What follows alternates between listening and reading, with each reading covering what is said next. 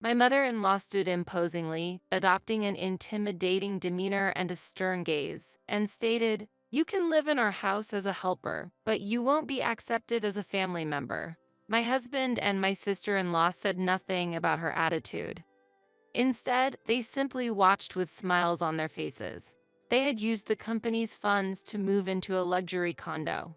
The purpose of moving to this luxury condo was to live separately from me. Realizing this, I decided to tell them the truth.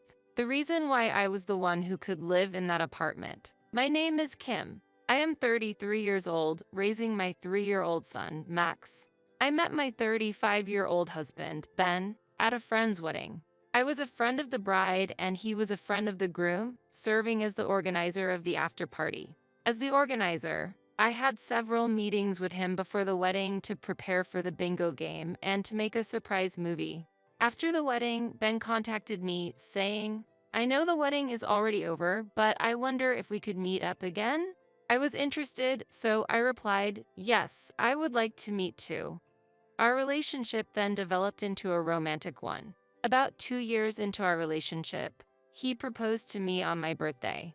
At that moment, my heart leapt with joy. Before getting married, I had never met his family, and so I had no idea what kind of people they were. One day, after our marriage had been decided, I met Ben's sister and his parents for the first time. This is Kim, who I mentioned before. We've decided to get married, so we came to say hello. Although brief, he introduced me to his parents and sister. "It's nice to meet you. My name is Kim. I'm sure I have many things to learn, but I look forward to getting along with you in the future." I was nervous but did my best to convey my feelings. Then, my mother-in-law said with a kind smile, "Kim, nice to meet you. Let's build a good relationship by helping each other out." My kind mother-in-law's words made me feel relieved, and I thought I might be able to get along well with my in-laws. However, later on, my mother-in-law made an unexpected remark. "So when will you and Ben start living in this house?" she asked. Currently, Ben works at the barbecue restaurant run by his father. His sister, Cindy, and his mother also work there. They operate the company as a family. His father is the manager and his mother is the deputy manager. Their children work in the restaurant's hall and kitchen, along with other part-time staff. And very close to this barbecue restaurant is my in-laws' house. Cindy, who isn't married, and my in-laws live there, and there was apparently a discussion that we would live there as well. I was surprised and said I wasn't informed about us living together, and looked at Ben. He replied nonchalantly, "Oh, that's right. I suppose I didn't tell you. I was planning to move next month." I wanted to voice my opposition, but not wanting to be disliked by my in-laws and Ben, I quickly agreed to live together and started life with my in-laws. As we were living together, I had to quit my previous job and, while looking for a new job, my father-in-law invited me to work at the family-run barbecue restaurant. One day, when the restaurant was quiet and we decided to close early, the family gathered for a meal. They suggested, "Kim, since we finished early today, let's all have dinner together. Of course, you'll be the one cooking, right?" I asked. "Wait, you mean I'll be cooking for 5 people by myself?" Although I was a little taken aback, I didn't turn them down and began cooking diligently. When mealtime came, I served pumpkin stew, fried chicken, soup, and salad at the dining table. However, my father-in-law frowned upon seeing the dishes and muttered, "Are you expecting an old man to eat fried chicken? It's heavy on the stomach." Following that, Ben also said, "Actually, I don't really like pumpkin." Cindy added, "The taste seems a bit bland, maybe?" The family continued their critiques. I apologized hurriedly. "I'm sorry, I should have thought more. I'll improve next time." But then, my mother-in-law added insult to injury. "Kim, the food is bland and the menu is terrible." She then sought agreement from the family with a laugh. "My cooking is better, right?" The rest of the family, excluding me, began to praise her. "Yeah, Mom's cooking is the best. I can eat pumpkin if Mom makes it. Mom's seasoning is always perfect." Despite my efforts to quickly prepare a meal for 5, I was neither complimented nor thanked. unlike my mother-in-law, which made me want to cry. Meanwhile, my mother-in-law looked pleased to hear these words. Then, one day, while I was serving customers at the barbecue restaurant as usual, a loud noise came from the kitchen, followed by my mother-in-law's scream. Hearing her scream, Ben and I rushed to the kitchen and found my father-in-law collapsed and unconscious. We closed the restaurant quickly and headed to the hospital, but my father-in-law passed away unexpectedly. He had suffered a heart attack. After my father-in-law's sudden death, my mother-in-law's health deteriorated rapidly. She retired from work, following advice from Ben and Cindy. "I'll be leaving it all up to you. Kim, can you take over my job?" she asked me, and I assumed her role. My husband, Ben, became the manager of the barbecue restaurant, replacing his father, and Cindy was appointed as the deputy manager. A year after my father-in-law's death, I successfully gave birth to a baby boy. I named him Max. Facing a tough economic period, I focused more on work, but the number of our customers had been decreasing. Cindy asked with concern, "Ben, don't you think our customers have gone down recently?" "Yes, it's probably a slow period now." "No worries, we're managing it," Ben confidently reassured her. Hearing Ben's words, Cindy smiled happily. "You're right. Just as you said, brother, we have nothing to fear." I couldn't understand their baseless confidence, but I kept quiet. However, the number of customers did not increase, and the part-time staff left one by one, leaving only the family to run the restaurant. Seeing Ben and Cindy with their confidence, I felt anxious. There used to be around 40 customers at lunchtime and about 60 in the evening, but recently, this number had been cut in half. While having a meal with the family, I suggested to Ben, "As Cindy said, I feel like our sales have been dropping lately. Since Max is here too, should I start distributing flyers or do some promotion?" However, Ben harshly scolded me. "It's impossible for you to get involved in management. Don't do anything unnecessary." My mother-in-law also looked at me coldly and said, "Kim, you know nothing about business. Are you planning to interfere in our management?" Cindy joined in and also spoke her mind. "Maybe there's a problem with Kim's customer service. Come to think of it, I feel like sales have dropped since Kim started handling them. It has to be related." She said this, slapping the table for emphasis and blaming me. I didn't expect to be accused of being blamed for the sales issue. What an arbitrary thought. I felt anger welling up inside me, but I suppressed my desire to argue back. "I'm sorry." I apologized softly and decided not to distribute flyers. Still feeling uneasy, I secretly started a side job for the sake of Max. Even if there were no sales from the company, I wanted to have my own source of income. I could work hard for my beloved son, Max. I had always been good at making surprise movies for my friends, so I started a video editing side job. I advertised online surprise movies created at an affordable price. After a while, I received my first job request. I was happy to be asked, and I found the video editing work enjoyable and productive. With each completed project, the work requests kept increasing. I started handling a wide range of genres, not just surprise movies, but also YouTube editing and short clip editing. Since it was a field I originally loved, I didn't feel that it was hard and instead felt fulfilled to be earning an income. Then one day, my mother-in-law spoke to me. "Kim, I heard you've been doing a side job recently." Such an optimistic daughter-in-law. "Do what you want, but don't slack off on the barbecue restaurant's work." She said this sarcastically. I wouldn't do that. "Of course, I will do my main job properly," I replied. My mother-in-law left with a dissatisfied home. On another day, she said, "We have something to do, so we'll be out. Kim, please prepare dinner," and left with Ben and Cindy. That day was extremely hot, and I was alone with my son, Max, so I planned to let him play in the pool.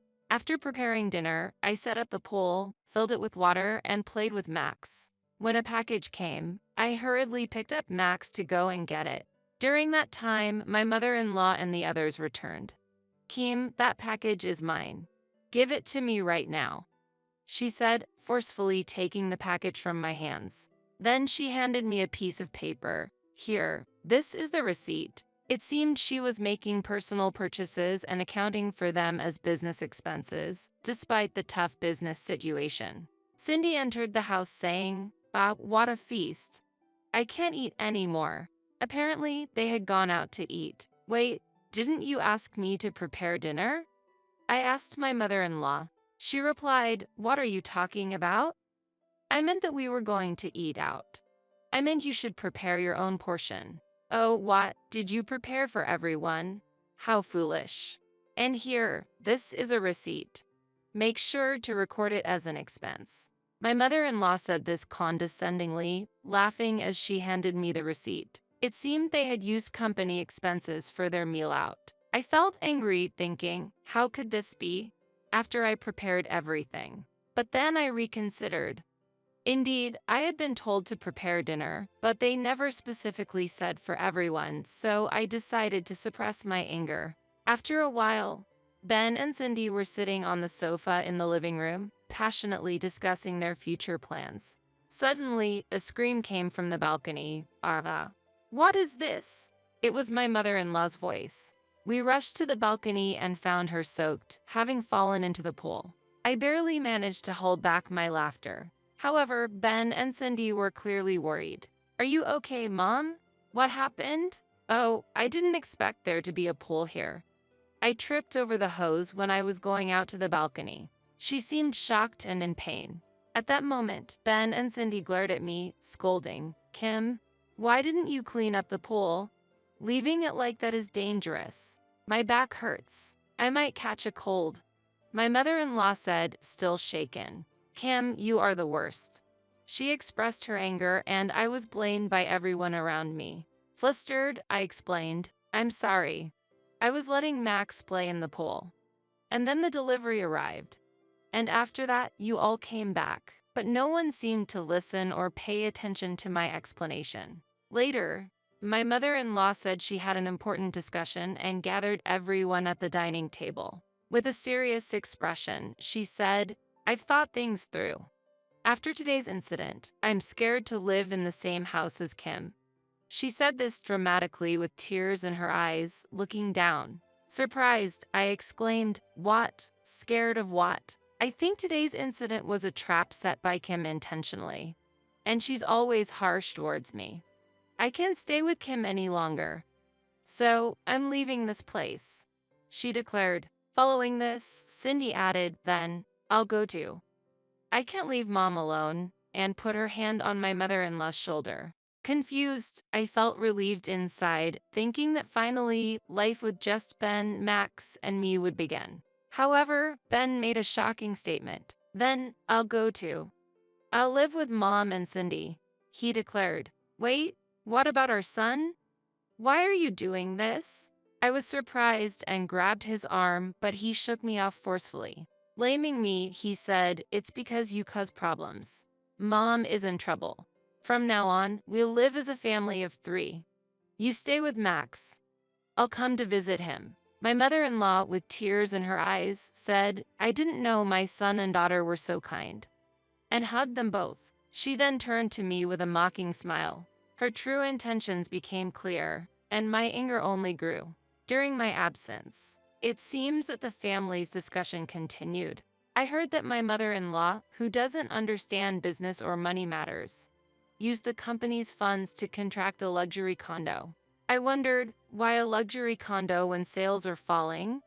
But since I was already separated from them, I said nothing. It was no longer my concern. 2 weeks after they moved into the luxury condo, I heard that the shop's food supplies were mistakenly delivered to their house, so I went to pick them up. "Now that you're here, why don't you take a look at our new home?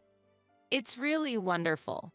My mother-in-law invited me in, and I toured the condo. It was a lovely condo with a spacious balcony, great view, and conveniently connected to the station. "There," my mother-in-law said with a sense of superiority, "Kim, you must want to live here too, right? If it's as a helper, I don't mind letting you stay." Ben and Cindy didn't say anything but just laughed and looked at me. My patience had reached its limit. "It's a joke. I can't live with these people anymore." My mother-in-law's remark was the final straw. Don't worry, I have decided to get a divorce, I declared to her. She was shocked. What? Ben and Cindy rushed over. Ben, Kim is saying she wants a divorce. What's this about? My mother-in-law was confused. Why a divorce? Ben exclaimed in dismay. I calmly said, I can't see a future with you and your family. Ben, you don't love me, you only love your mother, right? Ben replied, what do you mean? Of course, I love my mom. I was astonished by his response. Well, anyway, I'm getting a divorce. Oh, and just to let you know about Ben and Cindy's salaries. I said indifferently, Ben earns $400 a month, while Cindy gets $300. Ben and Cindy and my mother-in-law were shocked and trembled in surprise. That can't be. It must be a mistake. My mother-in-law denied it vehemently. I calmly explained, showing them the sales records and their salary details. You realize that the number of customers has decreased significantly recently, right? There were months with hardly any customers at all. Did you still think you were earning enough, like when your father was here? I asked with a smile, but we can still pay the rent for this luxury condo. My mother-in-law exclaimed angrily. No, you think you have that money because I was putting the income from my side job into the company. It has nothing to do with your management. I replied calmly. I had achieved great success with my video editing side job and had been paying the $8,000 rent for the luxury condo with that income. My mother-in-law teared up, only $700 a month with the both of them. Truly shocked. I was curious why sales had dropped so much and did some research. Then I found this. I said, showing my smartphone screen. It displayed negative reviews of the barbecue restaurant run by Ben and Cindy. The meat at this barbecue restaurant is bad and tough. The glasses are dirty. Are they even washed properly? You can constantly hear talking from the kitchen. It's uncomfortable. I'm concerned about the manager's appearance and the smell of cigars. The hall staff's hygiene is poor. All were bad reviews, accompanied by photos spread on Twitter, Instagram, and TikTok. Cindy, as a hall staff member, your long nails are a problem. And your cleaning is too sloppy. Such carelessness, coupled with your clinginess to family, and being mean to your brother's wife, makes you unattractive. It suits you to be alone. Is that why you're unmarried? I pointed things out to my sister-in-law. I said what I needed to say directly. Cindy trembled with anger and glared at me. Then she started complaining to Ben. It's all your fault, Ben. I told you not to change the meat types. That's why everyone is complaining about it being tough. Ben didn't stay quiet either, and the two of them started arguing loudly. My mother-in-law tried to calm them down, but they began to vent their frustrations on each other. I won't be involved with you anymore. I also have no intention of giving you any of the money I earned. Enjoy living on your $700 monthly income, I said, and left the house. When I returned to my parents' house with my son, Max, my parents were surprised by our sudden arrival. After hearing about everything that had happened, they said, "You endured a lot," and welcomed our stay. I sent the divorce papers to Ben, and our divorce was quickly finalized. Afterwards, my mother-in-law and her children couldn't pay the high rent and had to leave the luxury condo. Furthermore, the reputation of the barbecue restaurant worsened, and eventually, it closed down. Now, Ben and Cindy, both over 30, are unemployed, working various part-time jobs. My mother-in-law is also working a part-time job, cleaning, and all three are trying their best. The once close-knit family is now blaming each other. The barbecue restaurant failed because of you, Ben. The divorce is Mom's fault.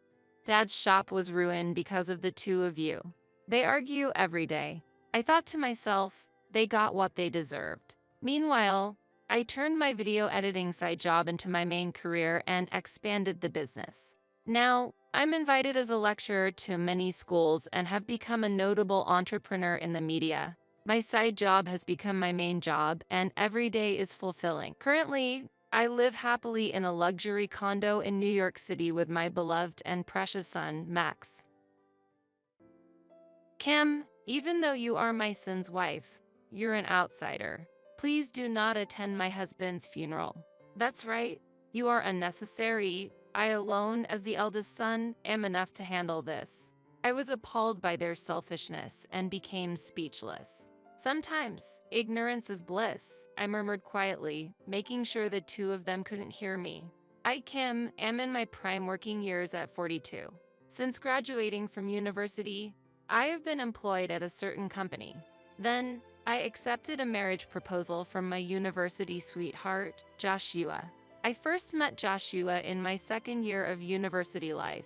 He was 2 years younger than me and joined the club I was a part of. Thanks to his vigorous pursuit, we started dating within a year of meeting. After that, our relationship went smoothly, and we had a wedding after he graduated from university. Since then, I have been dedicating myself to my job. That's because the company I work for was founded by my father-in-law. The kind yet dignified father-in-law built up a major corporation with his own hands, and I respected him greatly. I didn't realize Joshua was the son of a major company's CEO until we got married. This was because he lived alone in a worn-down apartment when he was in university and supported himself with part-time jobs. According to my father-in-law, he deliberately let his son experience a tough life to teach him the harshness of life. He is an only son and the sole heir. My father-in-law surely wanted his son to mature as a working adult. However, my mother-in-law, his wife, had a completely different view. Kim, it's clear that you want to be acknowledged by my husband, neglecting household duties for work. I have no such intention. I manage both work and home affairs well. Look at this. See, there's so much dust. My mother-in-law accused me while tracing the dust in the hard-to-reach gaps of the furniture with her finger. And you got your job through connections, didn't you? Yet, you're so proud of yourself. My mother-in-law sighed dramatically and shook her head in disappointment. My husband, who was next to her, agreed with her words. She's right. If I were in that position, I would have been promoted long ago. After all, I am the heir of the company. Could you save those comments until you actually work? How dare you say such a thing to Joshua? You can't learn about the world by staying in the same place. My husband chose part-time jobs over a full-time position, even though he was the heir to my father-in-law's company. The fact that he had not settled into a permanent job even as an adult was a problem in my eyes. Yet, my mother-in-law, his mother, continued to coddle him. Gaining experience in various workplaces is important, but isn't it time to learn about your father's business up close? Don't get cocky. Who do you think supported you when times were tough? You repay kindness with ingratitude. I'm leaving. It's depressing to have such a daughter-in-law. My retort seemed to have angered her. My mother-in-law stormed out of the house, yelling loudly, "You really know how to provoke her anger, Kim. Joshua, it's almost time for your part-time job. Yeah, it's a hassle, but I should get going." Reluctantly, my husband got ready and left for work. Alone in the quiet room, I reminisced about the early days of our marriage. In my second year at the company, my mother-in-law declared loudly in front of the company's employees that I married her son for money. Furthermore, she criticized my father-in-law for apparently favoring me as his son's wife and claimed that all my work achievements were due to nepotism. After that, my mother-in-law continued to spread false stories around and left like a storm. Everything my mother-in-law said is false. Please believe me. From that day on, the harmonious workplace relationships changed dramatically. At the workplace, I became someone to be avoided and couldn't help but feel constrained every day. Yet, my mother-in-law's claims were unfounded. Despite being pushed by her strong assertions, my trusted colleagues began to sense the inconsistency, and ultimately, the situation was resolved by my father-in-law. My past achievements helped regain the trust of my colleagues. Really, those times were tough.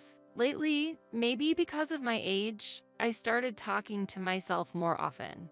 The support I hoped for from my husband, Joshua, was non-existent as he always sided with his mother. When we discussed the future, he boasted that there was no need for him to get a permanent job since he was to take over the business. I prepared dinner for such an unchangeable husband today as well. The next day, while I was at work as usual, a loud noise came from the CEO's office. Suspicious. I went to the CEO's office and witnessed my father-in-law clutching his chest in pain. Boss, are you all right? I rushed over and used the phone in his office to call an ambulance. I changed my plans on that day and informed my mother-in-law and Joshua through the secretary. If anything happens, please let me know, I told the employees as I heard the sound of the ambulance from afar. Following the rapid instructions of the emergency staff, I headed to the hospital. Father, please don't give up. The doctor will see you soon. My father-in-law barely survived after receiving swift treatment at the hospital, but the situation remained unstable. When it seemed like calm was restored, my mother-in-law and Joshua appeared in the hospital room and accused, "You were there. How could this happen? This is your fault. Unforgivable. How can you be so incompetent? What are you even good for? Do you understand what will happen if Dad doesn't regain consciousness?" They attacked me with words and even pushed me physically. Noticing the commotion, the nursing staff intervened to calm them down, but they were so distraught they resisted. Eventually, the two were escorted out of the hospital room. Their fading shouts quieted down. They seemed to have been sent home in their confusion. A few days later, sad news arrived. My father-in-law had passed away. When his body left the hospital and arrived home, my mother-in-law and Joshua immediately rushed to him. "Why did you go so suddenly?" "Dad, this must be a bad joke, right? Please say it is." They were in tears in their farewell to my father-in-law. I approached my mother-in-law and gently stroked her back. Then she said, "Kim, I am thankful." I was inwardly surprised by her gentle demeanor after being showered with terrible words all this time. "I'm sorry. Maybe there was more I could have done." As I apologized, my mother-in-law clung to me, sobbing. After they finally calmed down, we had the chance to discuss what to do next. However, during the discussion, they began to show an unusual excitement. My father-in-law had left behind a huge amount of money and a high-rise condo as an inheritance. Hearing this, their sorrow vanished, and they were overjoyed, eyes shining. Amidst my astonishment, my mother-in-law made an unbelievable suggestion. "Kim, even though you are my son's wife, you are still an outsider. I would like you to not attend the funeral." Mother-in-law, what do you mean by that?" "That's right. A daughter-in-law is unnecessary. I alone, as the eldest son, am enough." "Joshua, why are you also saying such things?" I asked, dumbfounded, but they were already advancing their discussion. "Perhaps it's time for you two to separate?" "Yeah, I've been fed up with you for a while, and the timing is good. Kim, let's get divorced." "Wait, we can't talk about divorce so suddenly, especially not under these circumstances." As I protested, my mother-in-law looked at me coldly. "Kim, I'm telling you now, I've never liked you from the start." "Yes, I'm aware of that. You're just after money, aren't you, Kim? That's why you got close to Joshua. I don't want to give someone like you any inheritance rights. Stop being involved as though you're a member of my husband's family." "Mother, I have denied that misunderstanding many times, haven't I?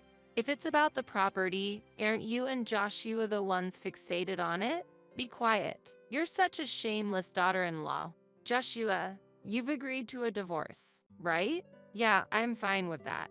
"Joshua, is that really how you feel? Aren't you just unable to contradict your mother?" "That's not it.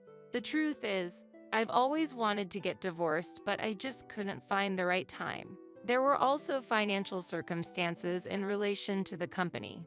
But now, with Dad gone, the business is in my hands. Your presence is no longer necessary." "No way." Seeing my disappointment, my husband and mother-in-law started laughing loudly, as if enjoying my sorrowful state. All my patience and effort seemed in vain, and I felt tears welling up. But I held back the tears and showed a dignified attitude. "I understand. Let's get divorced and I'll have nothing to do with your family from now on. I won't ask for anything from you." "Oh, you're more understanding than I thought." "Really? That's great." Ignoring my emotions, my husband and mother-in-law showed their happiness right before me. Sometimes, ignoring is bliss. I muttered this to myself, pitying them, making sure they couldn't hear me. 2 days later, my former father-in-law's funeral was held. According to the secretary who attended the wake, while the attendees expressed their condolences, only my ex-husband and former mother-in-law seemed somewhat unsettled. Their inappropriate behavior didn't seem to garner any sympathetic reactions from those around them. I heard the details of the funeral from the secretary and rushed to the venue. Upon arrival, my ex-husband and former mother-in-law were greeting the visitors. Their smiles confused many people, as they seemed out of place at a funeral of their own family member. This was especially true for my former mother-in-law, who was making inappropriate remarks such as, "Please take care of Joshua, the heir of the company." Although I was shocked, I went to the reception with the secretary and expressed my condolences. Hearing this, the two suddenly changed their expressions and reacted loudly. "Why are you here?